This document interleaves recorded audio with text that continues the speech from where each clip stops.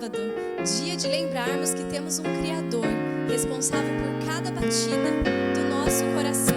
Vamos louvar esse Deus Pai Criador, Jesus Cristo, nosso Redentor, o Espírito Santo, o nosso Consolador. Ergamos a nossa voz em louvor a esse Deus maravilhoso que nos trouxe até aqui essa manhã. Nós te adoramos,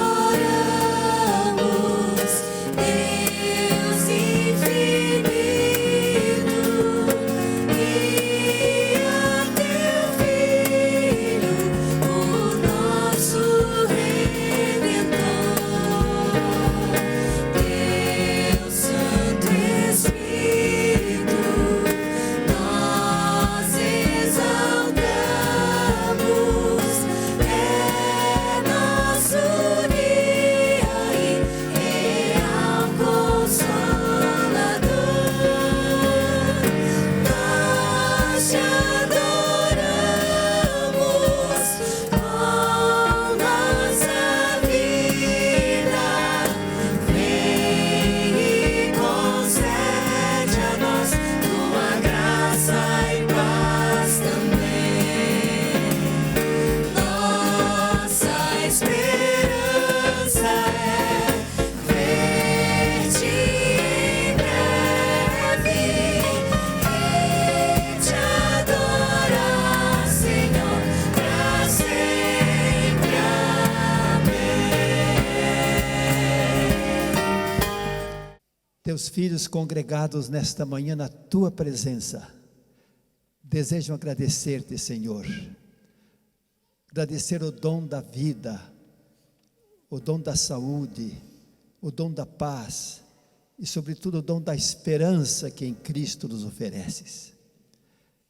Muitos de nós trouxemos, Senhor, motivos de gratidão e louvor por bênçãos que alcançamos a cada momento, pois Tu és fiel em nos atender, em nos guardar, e nos proteger a cada instante. Estamos aqui trazendo também pedidos em nosso coração. Temos pedidos em favor de saúde, pedidos em favor de problemas familiares, em favor de conversão de pessoas que estão afastadas do Teu aprisco, pedidos por problemas diversos, ó Pai. Que Teu Espírito sonde a cada coração, que a Tua graça seja manifesta, dando-nos a cada um, Senhor, a bênção que mais necessitamos. Derrama sobre nós o Teu Espírito, a Tua misericórdia, o Teu poder, nos sustendo cada momento em nossa jornada, para que possamos sentir que a longa noite do mal deste mundo está passando, e já percebemos os albores da famosa primavera divina que se aproxima. Aceita-nos nesta manhã, abençoa este culto que a Ti prestamos, ó Pai. Redime-nos pela Tua graça, pelo Teu poder salvador. Nós oramos na graça e nos merecimentos do Senhor Jesus, Teu Filho amado, a quem queremos servir e honrar aqui e na eternidade. Amém.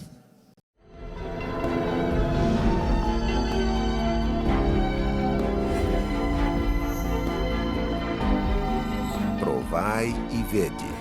História de hoje: uma pedra no caminho.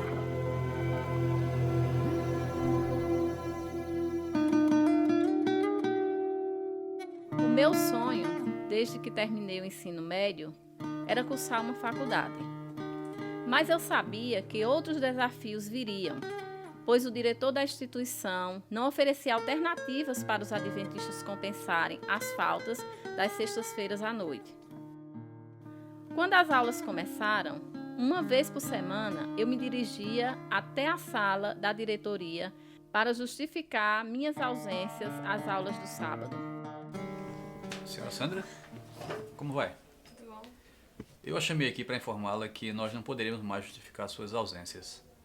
Com mais 3 faltas, a senhora estará automaticamente reprovada na disciplina.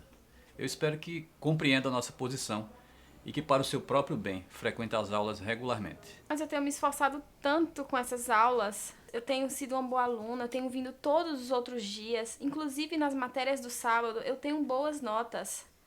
Olha, eu sei inclusive que você tem um colega de turma que é adventista e ele vem normalmente às aulas do sábado. Se ele vem e continua na igreja, por que você não faz o mesmo? Olha, só posso lamentar a atitude dele. Cada um sabe o que faz da sua vida, né? Eu quero servir ao meu Senhor e quero ser fiel ao meu Deus. Por isso eu tô aqui para te pedir apenas uma oportunidade. Olha, minha senhora, infelizmente eu não posso ajudá-la. Espero que compreenda e continue as suas aulas normalmente. Passar bem.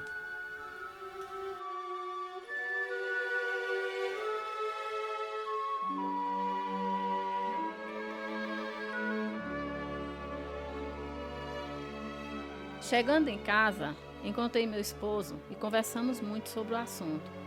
E aí eu falei para ele que havia conversado com o coordenador e que ele tinha dito para mim que não havia possibilidade de me ajudar, que eu teria que estender meu curso por mais 2 anos na frente. Oramos juntos, pedindo forças a Deus e suplicando por misericórdia. No dia seguinte, o que não imaginávamos aconteceu. Como o senhor está sabendo, tanto rumores aqui na escola, o colegiado se reuniu e decidiu que o senhor não será mais o coordenador do curso de História. Não se preocupe, porque o senhor será transferido para uma outra área. Eu quero agradecer aqui ao senhor por todos os anos que o senhor trabalhou aqui e eu tenho certeza que o senhor vai ter grande êxito nesse outro departamento. Deus agiu rapidamente em nosso favor, pois o novo coordenador indicado pelo colegiado era meu antigo professor, que sabia da minha dificuldade e se colocou à disposição, dizendo que não era para eu me preocupar e que resolveria o meu problema. Eu sempre desejei ser fiel a Deus, porque Ele fez tudo por mim. Fez tudo para me salvar e quero sempre ser fiel também para testemunhar essa verdade. Eu tenho plena certeza que esse desejo veio em mim através do Espírito Santo, que me transformou em uma nova criatura. Costumo contar a minha experiência aos jovens que passam pela mesma situação, a dificuldade de conciliar os estudos com a observância do sábado. Hoje, sou formada em licenciatura plena do curso de História e tenho pós-graduação em História da Cultura Afro. Sou professora da rede estadual e da rede particular de ensino e sou muito feliz em minha profissão.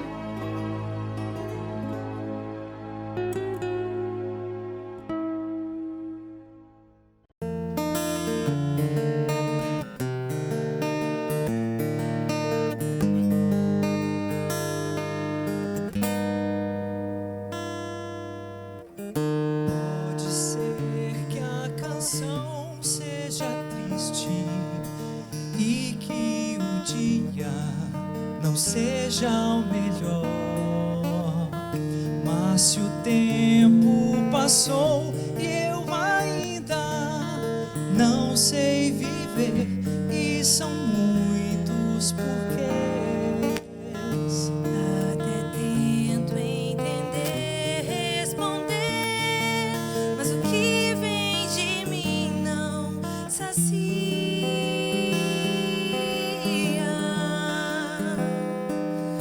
Noite escura, caminho sem norte, eu tenho a sensação de um vazio.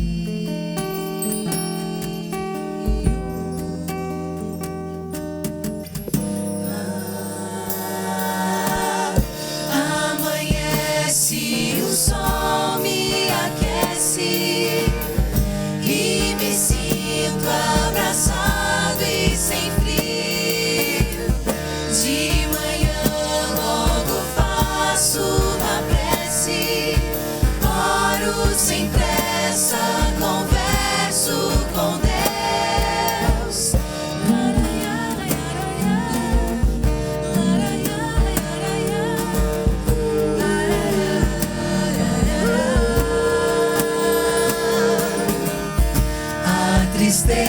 tristeza se faz alegria. pro espelho sorria.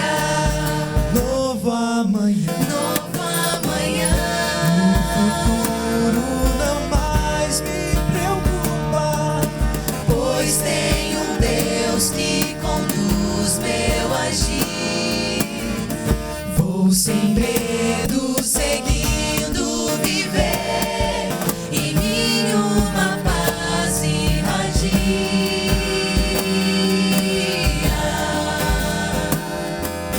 Dias tão belos virão, eu espero. Se eu estiver todo o tempo com Deus,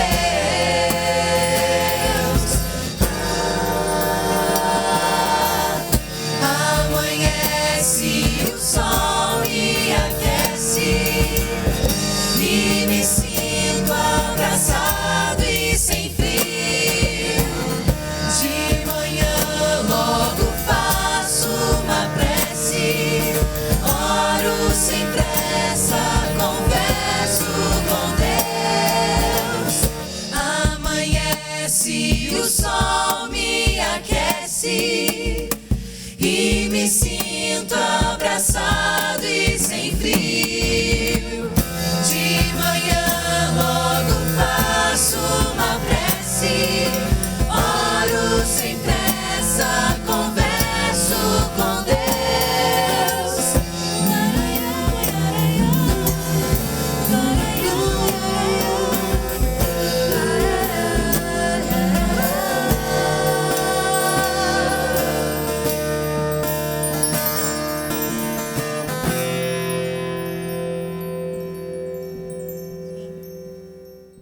No dia 3 de setembro de 1989, às 9 horas e 43 minutos da manhã, decolou de São Paulo um avião da Varig com destino a Belém, no Pará.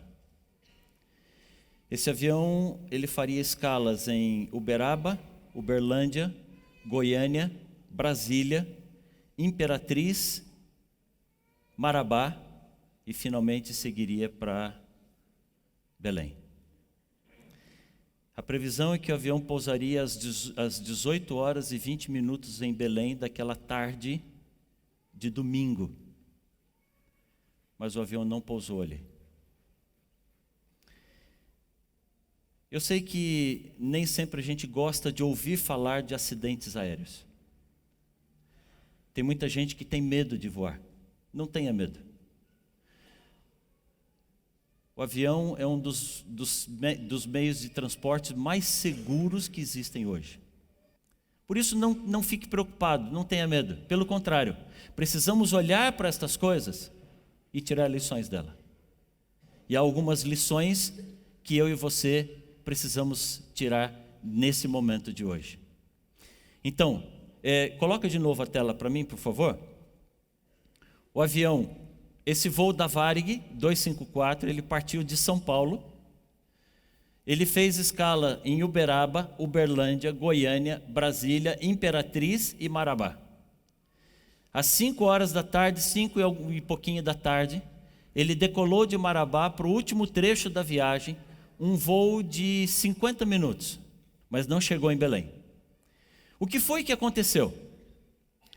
Essa imagem que você tem aqui é a imagem do plano de voo que o piloto recebeu. Quando ele foi embarcar no avião, ele recebeu o plano de voo, e naquela área que está circulada, que está marcada ali, diz a rota que ele deveria colocar no equipamento do avião. A rota era 027.0. Ele deveria ignorar aquele último zero. Ao invés disso, ele ignorou o primeiro zero. E ao invés de colocar a rota 027, ele digitou no equipamento do avião a rota 270. Ao invés de colocar 027, ele colocou 270, que é extremamente oeste. E aí vocês entendem que o avião, ao invés de ir para Belém, ele foi para o nada, na selva amazônica.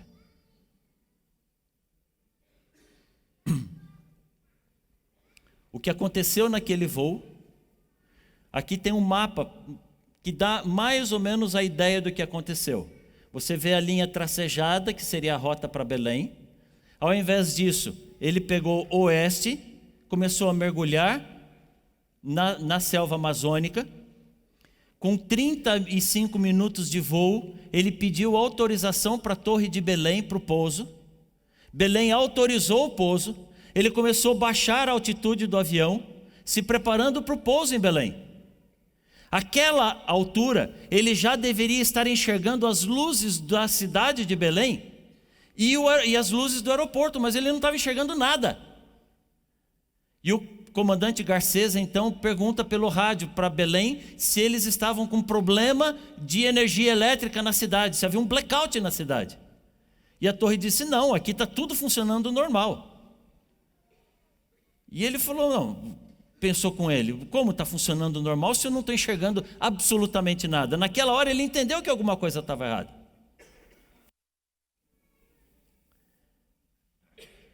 Qual deveria ter sido o procedimento dele? Há duas posturas que ele deveria ter tomado. A primeira postura, ele deveria ter pedido ajuda.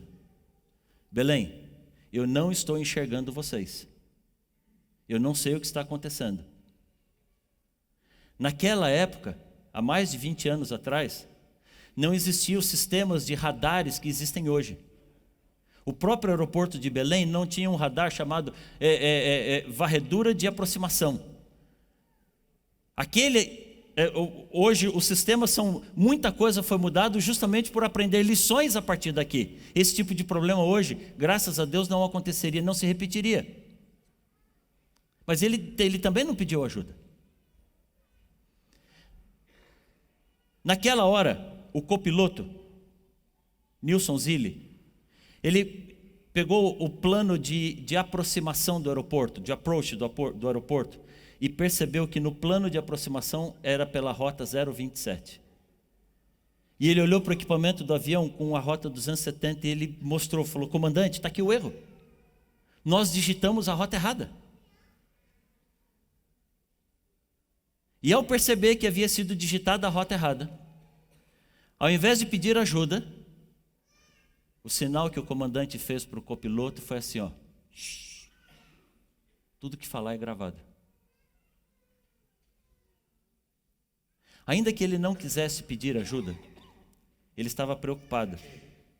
15 dias antes disso, manobrando um avião no Rio de Janeiro, ele havia tocado a ponta da asa do avião numa escada e recebeu uma advertência por causa disso. Então se supõe que ele não quis pedir ajuda com medo de reconhecer uma falha, um erro e talvez perder o emprego por causa disso. Mas ainda que ele não quisesse pedir essa ajuda, no painel do avião, mesmo daquele avião que era o modelo mais antigo, existe um dispositivo chamado contraproa.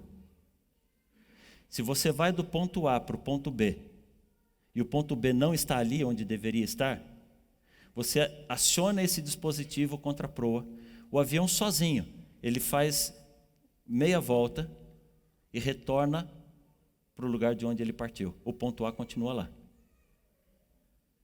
Ao invés de fazer isso, ele desligou os controles automáticos do avião, entendendo que ele estava perto de Belém, e começou a procurar a cidade de Belém. E que se você olhar na imagem, por favor, você vai perceber que ao invés de ir para Belém, o que aconteceu foi que ele foi descendo em direção ao sul, se enfiando cada vez mais dentro da selva amazônica, uma região terrível de voar, porque você não tem nenhum tipo de referência visual. E depois de 3 horas e meia de voo completamente às cegas, acabou o combustível e o avião caiu no meio da floresta. Eu tenho aqui o áudio da caixa preta. O momento em que o piloto avisa para os passageiros que eles vão ter que fazer um pouso forçado. O áudio está bem ruim, é uma gravação de caixa preta. A fala dele está transcrita na tela, você pode acompanhar e ler junto aqui, e você vai perceber o que foi que eles viveram dentro daquela aeronave. Senhores passageiros do comandante Kubutsov, tivemos uma pane de desorientação do nosso sistema de bússola.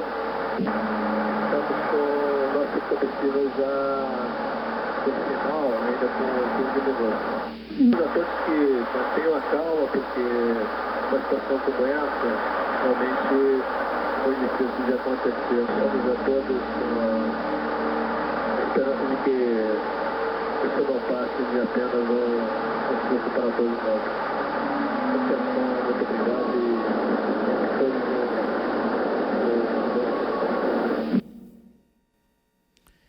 Você consegue imaginar o que você está dentro de um avião e ouvir a informação de que não tem mais do que 15 minutos de combustível, que o avião fará um pouso de emergência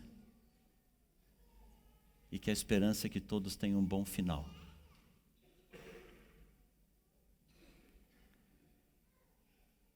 Não foi fácil para quem ouviu e não foi fácil para quem falou. Eu tenho mais um trecho da caixa preta, quando conversando com um outro piloto que estava tentando ajudar, ele recebe o sinal de alerta que o motor do avião havia parado.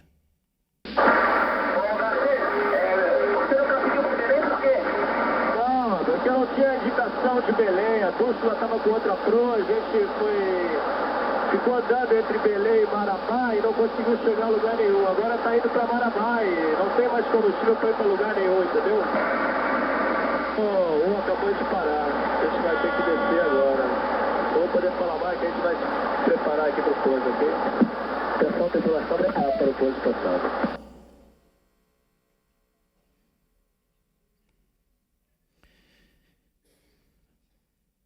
Oi, desculpa, apertei o botão errado aqui. Dá um play de novo aí para mim, por favor.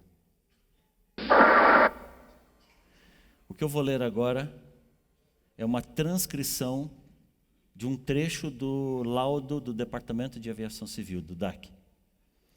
Depois desse último aviso, diz o laudo que os flaps foram baixados até a posição 2 e a velocidade foi mantida próxima ao limite de stall. O limite de stall é a velocidade mínima que o avião precisa para se sustentar voando. A descida foi realizada no escuro, com os faróis apagados e sem referências externas. Os primeiros impactos ocorreram com as árvores de cerca de 30 metros de altura. Do impacto decorreu grande desaceleração, tendo a aeronave sofrido danos graves e irreparáveis.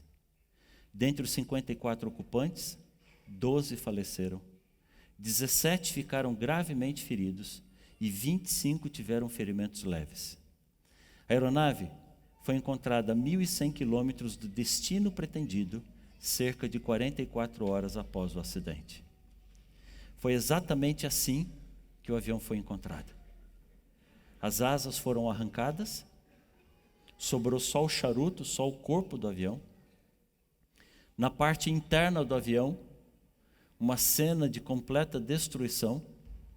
Das 109 poltronas, 7 permaneceram no lugar. Todas as outras poltronas foram arrancadas em um efeito dominó. Algumas poltronas soltaram e saíram empurrando as outras poltronas, e aquilo provocou um efeito dominó.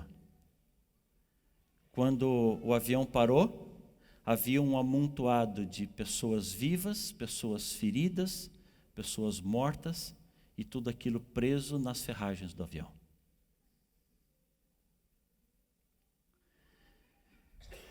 Quando as equipes de busca chegaram, obrigado meninos, quando as equipes de busca chegaram, em um primeiro momento, o comandante Garcês foi declarado um herói, e de fato foi. Ele conseguiu fazer o que pouquíssimos pilotos conseguiriam fazer. Novo, 32 anos de idade, veio da Força Aérea, tinha treinamento militar quando entrou para a aviação civil, tinha habilidade para isso, e essa habilidade, a experiência, o tempo de voo permitiu que ele fizesse esse pouso às cegas, num lugar totalmente inóspito, e conseguiu salvar a vida da grande maioria das pessoas que estavam dentro da aeronave. Mas à medida com que os fatos foram sendo estudados, à medida com que os fatos foram surgindo, o que se descobriu é que, apesar desse ato de bravura, houve também uma falha muito grande. Garcês, junto com Zilli, eles foram condenados a 4 anos de prisão, tiveram o brevet deles cassado. O que se descobriu é que o ambiente dentro da cabine não estava bom. O convívio entre piloto e copiloto não era bom. Garcês errou ao digitar a rota errada. Mas ele não foi condenado exatamente por cometer este erro. O que aconteceu foi que a Varig, agora operando voos internacionais, ela operava aviões de grande porte e que precisavam de uma rota muito precisa, aonde um dígito depois da vírgula era importante, não para esses voos pequenos. Mas tentando organizar e padronizar, a Varig padronizou todos os planos de voo com 4 dígitos. Mas no plano de voo não havia um ponto que definisse isso melhor. Estava 0,27, havia um pequeno espaço e o outro 0. Então isso foi uma falha. Mas foi uma falha que outros pilotos, inclusive da Varig, acabaram cometendo. E não por causa dessa falha, a situação terminou em desastre. O que levou ao desastre, segundo a expressão do copiloto, do Nilson Zilli, foi a arrogância do comandante. E por favor, me entendam bem, eu não tenho nenhuma intenção de julgar ninguém, e nem de condenar, e nem de criticar. Garcês vive uma situação difícil de vida, saiu do Brasil, mora nos Estados Unidos. Ninguém está condenando a pessoa por um erro que ela cometeu há mais de 20 anos atrás. Há muito carinho, há muita compreensão. Mas naquele momento, o que ele deveria ter feito era pedir ajuda. Ele podia ter pedido ajuda para as aeronaves que estavam em voo. Naquela época, mesmo com equipamentos mais simples do que os equipamentos que nós temos hoje, eles têm um sistema de rádio, que quando alguém pede ajuda, eles direcionam os equipamentos de rádio para aquela aeronave, para aquela frequência que a aeronave está precisando, e pelo cruzamento das ondas de rádio, eles conseguem dar a localização do avião e dizer para o piloto onde é que ele está. Ele podia ter pedido ajuda. Mas ele não pediu. Ele podia reconhecer que estava perdido, mas não reconheceu. Ao invés disso, o que Garcês fez foi tentar encontrar o caminho sozinho. E tentando encontrar o caminho sozinho, o que aconteceu foi que ele se perdeu cada vez mais. E foi indo cada vez mais distante do destino ao qual ele pretendia chegar. E quando eu li isso no relatório, eu entendi que essa é uma situação que eu e você vivemos com frequência. Nós temos um destino onde queremos chegar, sim ou não?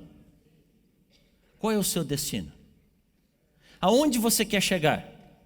Na casa do meu pai? Há muitas moradas. Filho, eu entendo que eu e você, todos nós que estamos aqui, queremos ir para o céu, sim ou não? Nós estamos numa viagem, nós entramos em uma embarcação. Nos tempos bíblicos, eles falavam de embarcar num navio que vai para o céu, porque a maior embarcação que eles conheciam eram os navios. Depois, no tempo dos escravos, eles começaram a falar das carruagens, começaram a falar dos trens que vão para o céu.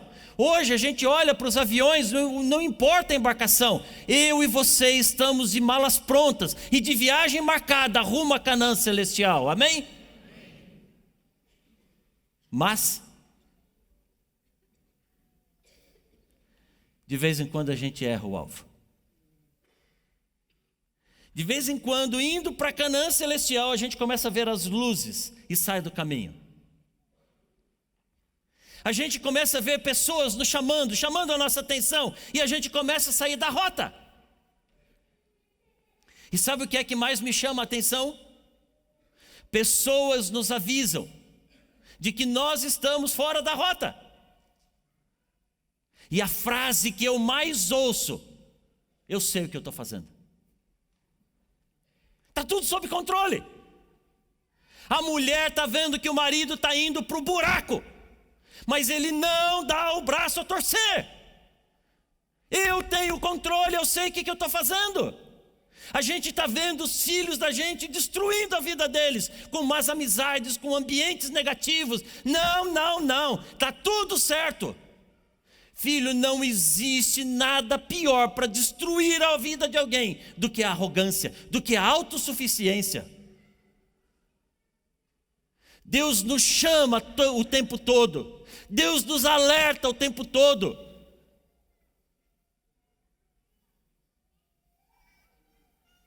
Se aquele piloto tivesse pedido ajuda,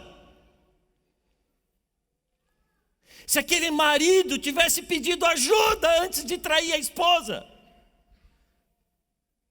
se aquele homem tivesse pedido ajuda antes de pegar o dinheiro que não era dele,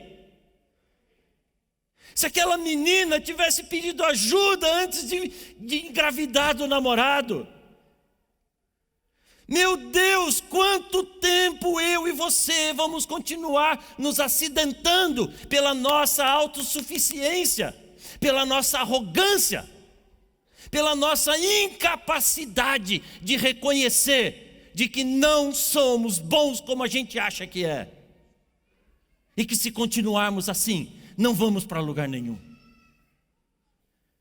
Há lições muito importantes que eu e você precisamos tirar disso. E a primeira lição que eu e você precisamos ter é de que, como aquele comandante, nós também erramos. Nós também tomamos rotas erradas na vida. Mas esse não é o fim. Os piores desastres não acontecem porque tomamos rotas erradas na vida.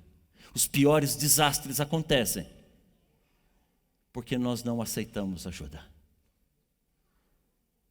Porque não reconhecemos de que estamos perdidos. Eu sempre fui assim. Eu sempre agi assim. Tem anos que eu faço desse jeito. Tem anos que eu penso assim. Não pense que você vem mudar minha cabeça. Filho, pelo amor de Deus, submeta-se à palavra do Senhor. Submeta a sua vida. Submeta seus pensamentos. Submeta suas decisões. Submeta sua família ao assim diz o Senhor. Nada menos do que isso. Mas sabe de uma coisa? O piloto não estava sozinho naquele avião.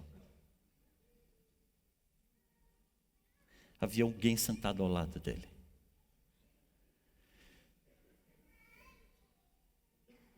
E quando um repórter perguntou para o copiloto, e o erro do copiloto, qual foi? Ele disse assim: o meu erro foi confiar demais no piloto. A Bíblia diz: maldito o homem. Sabe, nós temos a tendência de aceitar o que todo mundo fala. Nós temos a tendência de aceitar o que todo mundo escreve. Se alguém fala daqui da frente, eu abro o coração e bebo tudo que está sendo falado. Maldito o homem que confia no homem. Mas nós temos a tendência de olhar para algumas pessoas e aceitar tudo que a pessoa fala sem questionar. Isso está errado. Está errado. Eu falo para vocês o tempo todo aqui, questionem tudo que eu estou falando para você.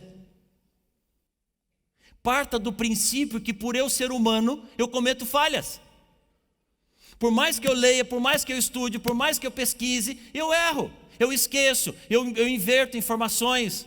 Há coisas que eu acho que está certo e não está certo. Então tudo que eu falar, questione, pesquisa, olha na Bíblia, vá para casa, pega todas as passagens, pega todo o assunto, revisa, entra, pesquisa. E se você encontrar alguma falha minha, pelo amor de Deus, vem me contar. Eu preciso crescer. Agora, se você não encontrar nenhuma falha no que eu falei, você não está mais baseado naquilo que eu falei. Agora você crê naquilo que você pesquisou e que, graças a Deus, chegou à mesma conclusão que eu. Simples assim. Mas nós temos o hábito de copiar os erros dos outros. A gente ri dos alunos que copiam a prova do outro na escola. O professor pega o trabalho e vai corrigir o trabalho. Os mesmos erros de português, só muda a caligrafia. Mas a gente faz isso na vida espiritual.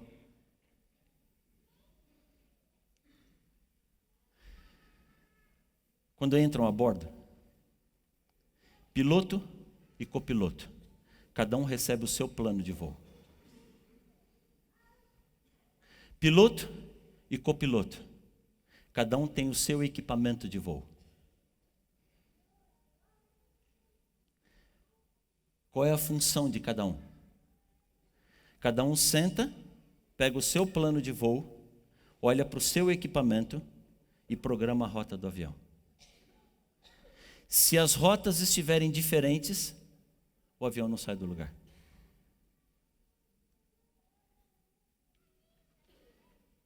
Desta vez, ao invés do copiloto olhar o plano de voo dele e digitar a rota dele, ele simplesmente perguntou para o comandante: para onde vamos?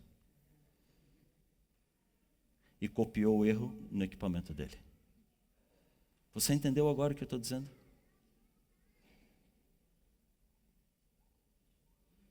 Alguns passageiros avisaram outros membros da tripulação de que a coisa não estava certa.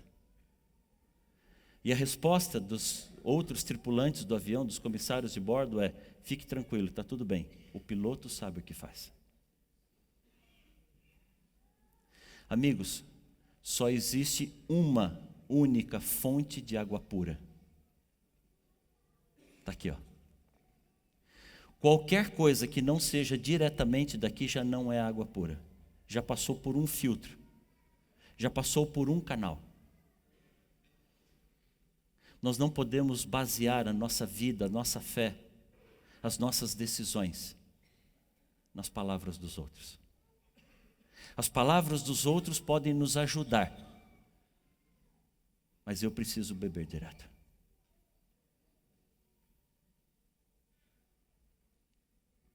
Há um outro passageiro naquele avião, de quem eu tirei uma lição muito interessante. Esse passageiro chama Marcos. E na hora de orientar sobre os procedimentos de um pouso de emergência, os passageiros foram orientados a colocar um documento de identidade no bolso, pegar o travesseiro, colocar o travesseiro sobre o colo, reclinar o corpo e colocar a cabeça perto dos joelhos, em posição de defesa. Os passageiros foram se organizando para isso, e na hora que o piloto começou o mergulho no meio da mata, o Marcos bateu a mão e viu que ele estava sem o documento de identidade no bolso. Então ele soltou o cinto de segurança e levantou para pegar a identidade dele, que estava na mala. A prima dele estava ao lado dele e disse: Marcos, agora não, senta aí. Não, eu tenho que colocar o documento aqui. A comissária de bordo lá da frente viu aquele homem em pé no corredor e pelo som da aeronave disse: por favor, senhores passageiros, já estamos em procedimento de pouso, todos deverão permanecer sentados com cinto de segurança afivelado. E de lá ele gritou assim: não, o piloto mandou colocar a identidade no bolso. E ela disse: senhor, agora não é mais hora, por favor, senta e aperte o cinto de segurança. O piloto mandou colocar a identidade, ele manda mais do que você.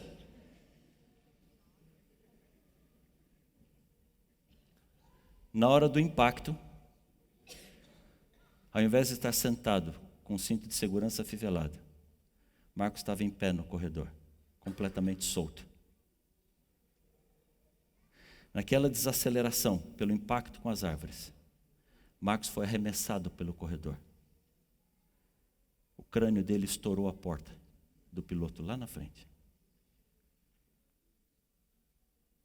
Ele foi o primeiro passageiro a morrer.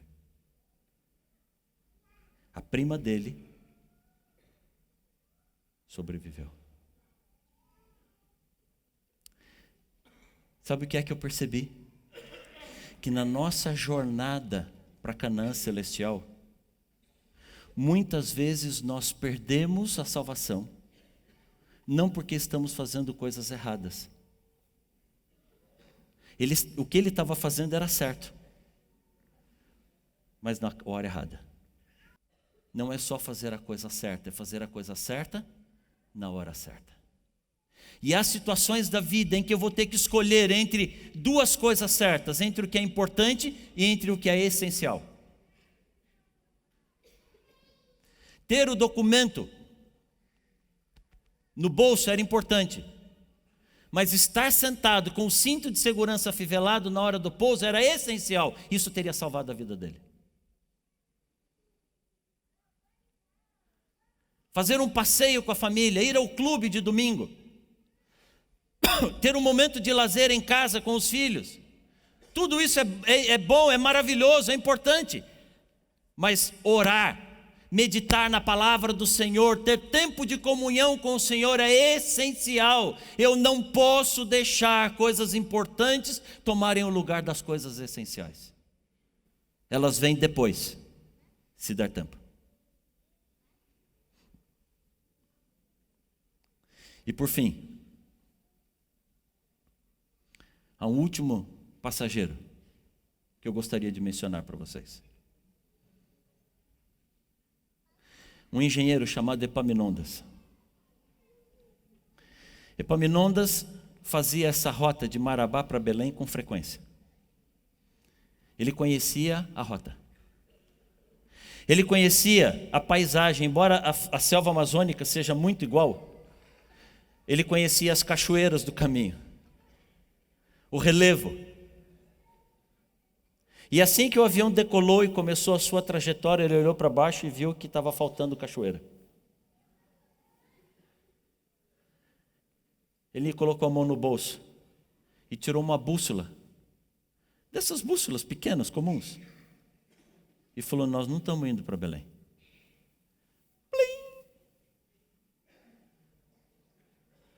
Chamou a comissária de bordo. Moça, por favor, tem alguma coisa errada. Como assim? Nós não estamos indo para Belém. Vai me dizer que o senhor sabe? Sim, eu sei. Eu faço esse voo com frequência e olha aqui na bússola. Nós não estamos indo para Belém.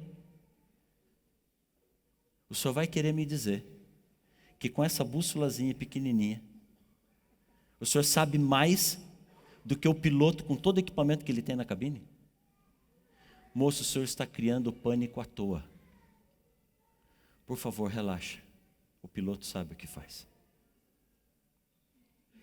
Essa frase, o piloto sabe o que faz, Epaminondas ouviu mais 5 vezes. Porque o tempo todo ele se dispôs a ajudar. Epaminondas era um engenheiro que sabia onde ele queria chegar. Ele conhecia o caminho que ele deveria percorrer. Ele se equipou para esse caminho. Ele tomou as medidas corretas. Ele nunca sentou na frente do avião. Ele sempre sentou atrás. Quando os tripulantes perceberam que a situação não estava boa, Eles liberaram vodka e uísque à vontade para os passageiros. Bebidas caras que normalmente eles só serviam na primeira classe. Epaminondas não bebeu. Ele sabia que precisava ter a mente clara, que a coisa não estava boa. Ele se manteve sóbrio, ele se manteve alerta. Ele fez o papel dele em avisar todas as pessoas, tanto da tripulação quanto dos passageiros. A poltrona dele foi uma das poltronas que permaneceu no lugar porque ele estava lá na cauda. E pela atitude dele, não só ele sobreviveu ileso, ele estava bem e saudável a ponto de prestar os primeiros socorros às vítimas mais graves do acidente. E quando aquelas vítimas já estavam socorridas, foi ele que organizou uma expedição com mais outros 3 homens e se embrenharam no meio da floresta amazônica até encontrar uma fazenda que tinha equipamento de rádio amador e notificar o acidente, receber a equipe de busca na fazenda e saber o caminho de volta pela selva para encontrar o local do acidente. Epaminondas me lembra que eu e você não devemos percorrer o glamour dos primeiros lugares. O mundo caminha para um colapso. E o que Satanás faz é tentar enganar a gente. Com delícias, com festas, com prazeres, com bebidas, com drogas. Para que eu e você não consigamos enxergar a calamidade que se aproxima.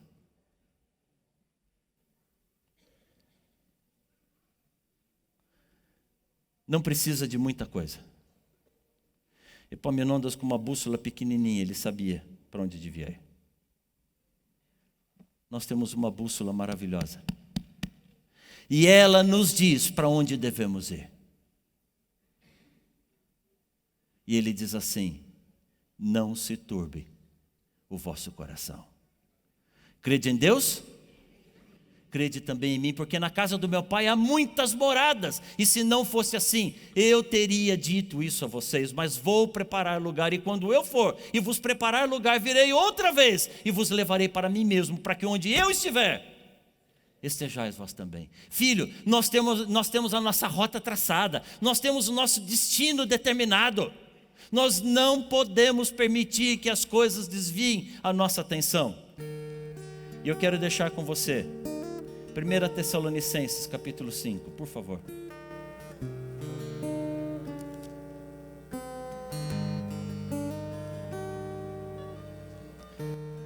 Primeira Tessalonicenses, capítulo 5.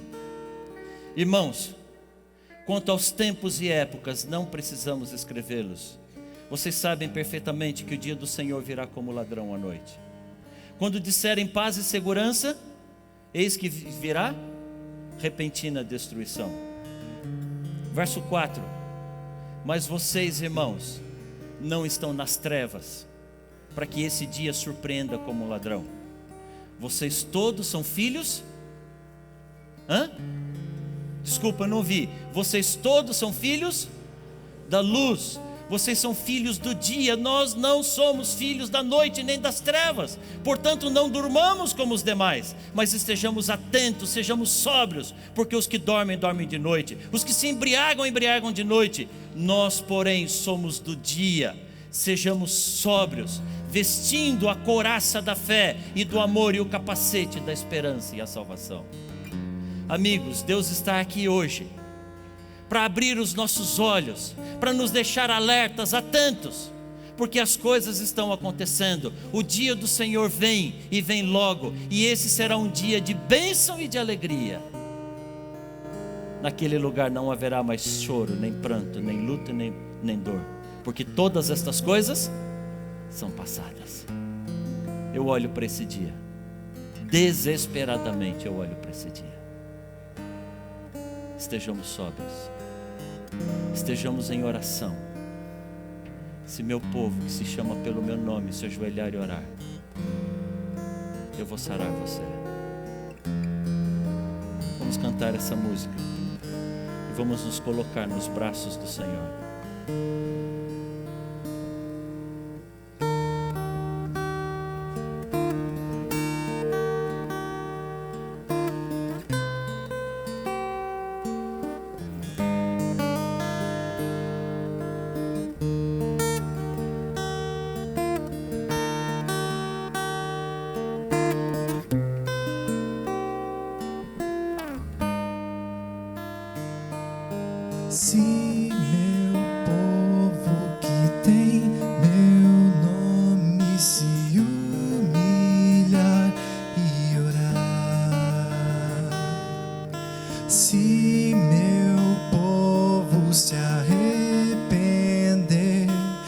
os seus caminhos maus.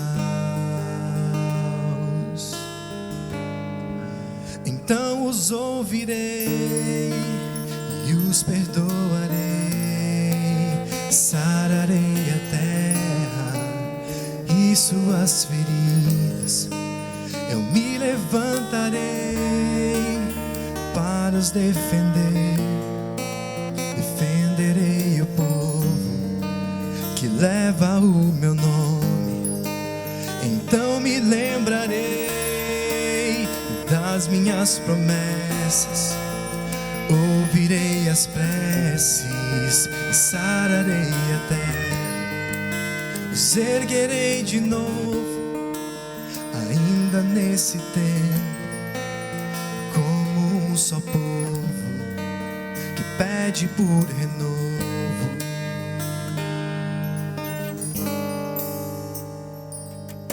Se buscares a minha face ao invés das minhas mãos, se orares uns pelos outros e não por coisas vãs, os ouvirei e os perdoarei, sararei a terra e suas feridas. Eu me levantarei para os defender. Defenderei o povo que leva o meu nome. Então me lembrarei das minhas promessas. Ouvirei as preces, sararei a terra. Os erguerei de novo, ainda nesse tempo, como um só povo que pede por renovo.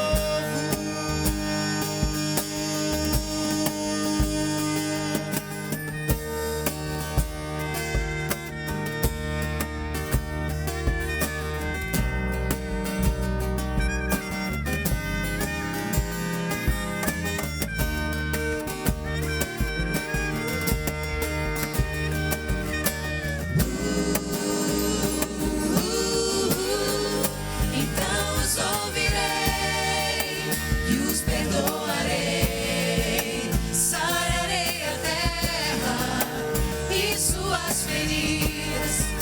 Eu me levantarei para os defender. Defenderei o povo que leva o meu nome. Então me lembrarei das minhas promessas. Ouvirei as preces e sararei a terra. Os erguerei de novo, ainda nesse tempo, como um só povo que pede por renovo. Hoje temos a chance de orar a Deus e pedir que Ele nos mostre a sua face, que você possa clamar ao Pai pelo rumo certo. Não peça pelas coisas erradas, peça que Deus te ajude a seguir para o céu. E com certeza, quando Ele voltar, estaremos juntos, unidos como um grande povo, dizendo: Senhor, esse é o povo a quem te aguardava. Amém? Cante conosco se você souber. Então os ouvirei e os perdoarei, sararei a terra e suas feridas. Eu me levantarei para os defender. Defenderei o povo que leva o meu nome.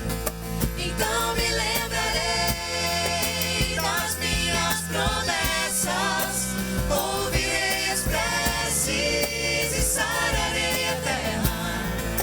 Os erguerei de novo, ainda nesse tempo, como um só povo que pede por renovo. Em nome de Jesus.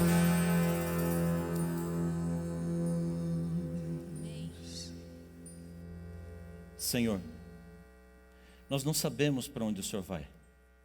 Como é que nós vamos saber o caminho? Então Jesus respondeu: eu sou o caminho, a verdade e a vida. Ninguém vem ao Pai, senão por mim. Que hoje nós possamos nos humilhar diante do Senhor. Que hoje nós possamos nos prostrar na presença do Senhor. Que hoje nós possamos olhar para as mansões celestiais como o único lugar onde de fato queremos chegar. E que nada, absolutamente nada, seja capaz de nos desviar desse caminho, dessa rota que o Senhor tem preparado para mim e para você.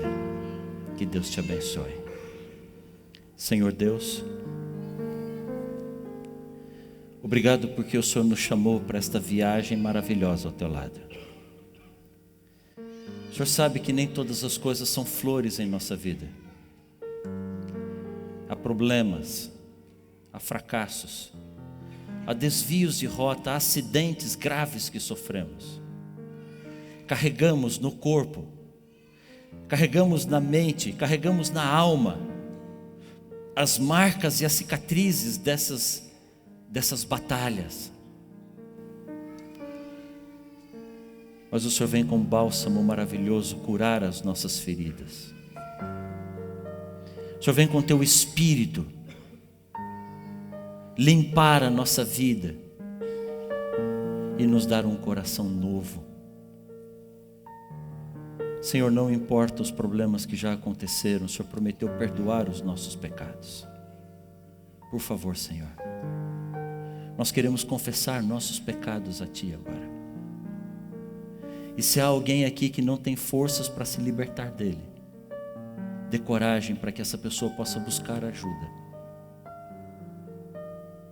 Mas que sejamos todos nós uma nova criatura em Cristo Jesus. Nós não podemos conviver com o problema da arrogância. Nós precisamos cada vez mais entender o quanto somos dependentes de Ti, Senhor. Nos dê clareza de mente. Nos dê uma mente pura, uma mente limpa, um espírito vivo. Porque se fizermos assim, não só seremos salvos, mas como vamos salvar as pessoas que convivem ao nosso redor. Usa-nos, Senhor. Opera em nós e opera através de nós. Estende a tua mão sobre cada um dos teus filhos, aqui e onde quer que estejam agora. Derrama a tua bênção sobre os teus filhos. Eu te peço em nome de Jesus. Amém, Senhor. Amém. Deus te abençoe. Deus te dê um sábado maravilhoso na presença do Senhor nosso Deus. Participe conosco dessa experiência de adoração a Deus em uma das igrejas adventistas espalhadas pelo Brasil. Entre agora no site encontreumaigreja.com.br e localize uma igreja próxima a você. Estamos aguardando a sua presença.